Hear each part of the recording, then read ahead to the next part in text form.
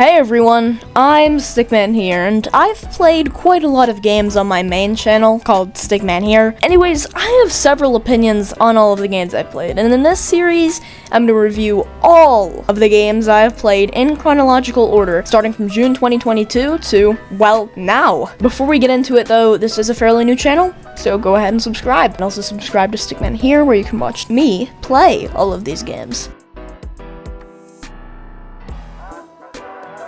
So, the first ever game I played on StickManHere was Super Auto Pets, which is a game where you take cartoon animals and make them fight other cartoon animals. It's actually a very interesting concept, as it kind of mixes Pokemon with a roguelike, as you level up your pets over time and add new pets to your infantry, and then lose those pets after you've been defeated. Fun fact, Super Auto Pets uses a mechanic called asynchronous multiplayer, where you go up against snapshots of other players' teams, whether or not they are active in-game. I just thought that was pretty cool, I guess. As for the review, Super Auto Pets is a pretty solid game. The mechanics are incredibly fun and interesting, each pet is unique in its own fashion, and, most importantly, the game is free. Of course, there is a lot of paid DLC for different pets free to use, but they've got to make moolah somehow. Now, you're probably thinking, doesn't that make the game pay to win? In my experiences, no. I've never faced people who have beaten me solely because they paid for DLC. However, I still lost a lot in my video, but that's because I'm bad. However, there are a few negatives to take into mind. The only issue I've experienced is that the game gets boring pretty fast.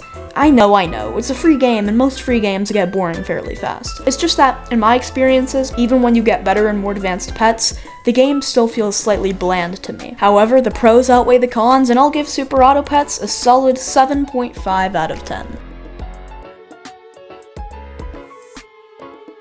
The next game of my first 3 random games video was Super Animal Royale, a battle royale with animals. Pretty self-explanatory. Unlike most battle royales though, the game is actually 2D, yet still operates very similarly to other battle royale games. Basically, you fall from the sky on this giant eagle dude, pick up a gun, and kill people. There are also other modes though, such as squads, groups of 4, and SAW versus Rebellion, basically the control point game mode from TF2. Super Animal Royale has a good amount of positives. The game is fun and interesting, and there are an absolute truckload of different game modes to choose from, one of which is even limited time, forcing you to come back to the game over time to experience new battles. For example, there's an infection game mode called The Walking Dead, and a mystery mode that has a special event each game, such as Super Slow Bullets, Wild West, and Bananarama. That's fun to say. Of course, I was only able to experience the SAW versus Rebellion game mode when I played, but there's always an incentive to come back for more. Despite all of this though, there are a decent amount of negatives. Even though there are so many game modes, the game can get pretty boring over time, especially when you are inexperienced and bad like me, and can hardly experience these game modes because you're inexperienced. Wow. Speaking of being bad, I feel like the game should group you with people of your skill level, not just anyone who is playing. I guess the game doesn't have a massive player base, but I still think some level of experience scaling, as I'm gonna call it, should be implemented. Otherwise, the game is pretty good. Super Animal Royale gets 6.5 out of 10.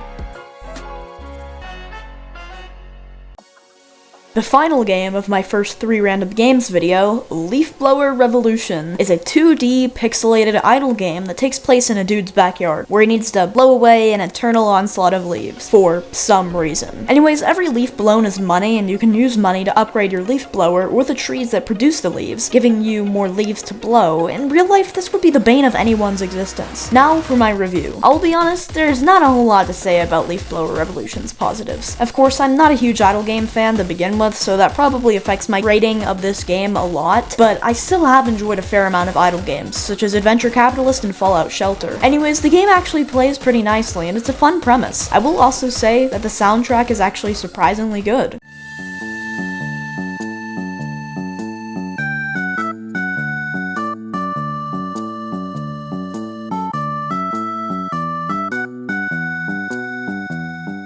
It's calming and just generally slaps, and so that's definitely my favorite part of the game. Finally, the negatives. Woo-wee! There's gonna be a lot of backlash to games in this video, but here's just the start. From my experience, Leaf Blower Revolution was incredibly boring. The whole game is just swing your mouse around and click buttons, which doesn't really give an amazing game. I know most idle games are just click buttons, press keys, etc. Beep, beep, boop, boop. But this game in particular did not pull off the idle game charm very well. Or even at all. The music is relaxing, but does get kind of annoying over time, and there is actually lore in the game. But it's weird and confusing, and is implemented pretty terribly. Overall, Leaf Blower Revolution is not an awesome game, but it's free, and it's better than a lot of the games in this video. So, 5 out of 10.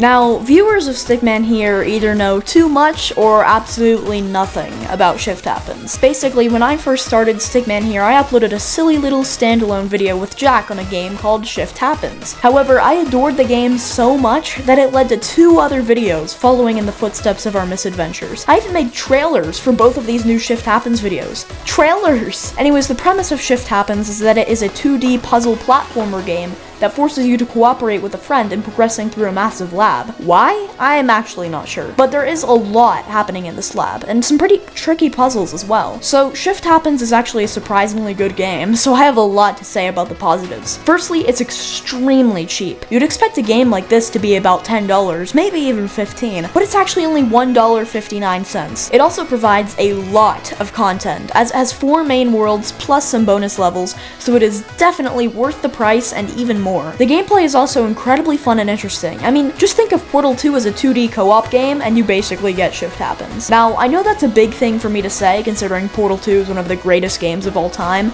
Watch future videos on this channel for my review of Portal 2, but I would say that it really is true. The game has some really good music as well that does kind of get annoying eventually, but still keeps the beats flowing through your head and keeps you motivated to solve the puzzles. Speaking of which, the puzzles! Shift Happens puzzles are very engaging and really make you think. Now, some are easier than others, but there are constantly side rewards that force you to expand upon the given obstacles and solve entirely different puzzles. It's really cool and fun. Anyways, I really only have one big negative with Shift Happens. It is buggy.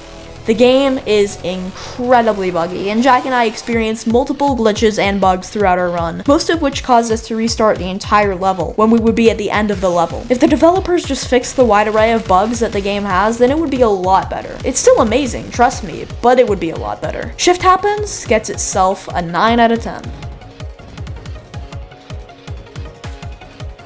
Alright, this is going to be a big review, as the Survivalists is one of the longest series I have done on this channel, and also the second oldest after 300 games, fun fact. It was also the very first series I actually properly finished, all the way back in February of this year when I uploaded the 10th episode with Quincy where we beat the game. So, the Survivalists is a pixelated open-world survival game that takes place in the same universe as the Escapists after the prisoners land on a mysterious deserted island. Players are forced to gather materials and build bases and structures to help them defeat labyrinths, these massive structures that harbor several dangerous creatures and one boss at the end. Once all of the labyrinths are beaten, the player has the items they need to escape on the Galleon, a massive wrecked ship hidden somewhere in the map that allows you to beat the game. Firstly, this game has a lot of positives. The gameplay is fun and the game is easy to master. It also can be difficult at times, but not difficult enough where it makes you rage. It simply forces you to keep playing and progress further technologically until you have the required tools or weapons to overcome the obstacle. One of my favorite parts of the game is the monkeys feature. Basically, you can tame monkeys across the island and assign them tasks to help automate your base. Speaking of bases,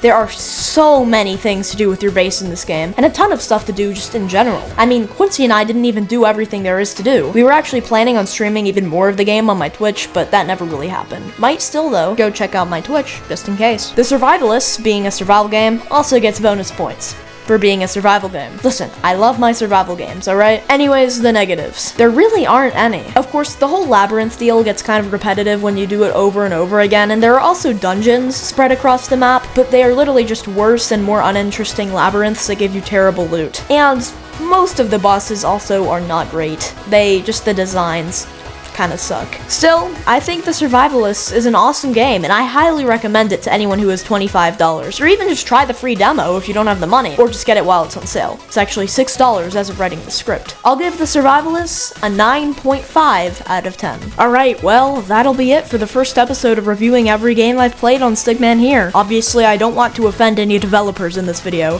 as all games have some level of effort put into them, but these are just my personal opinions. Anyways, go check out StickManHere, and I'll see you guys in the next one.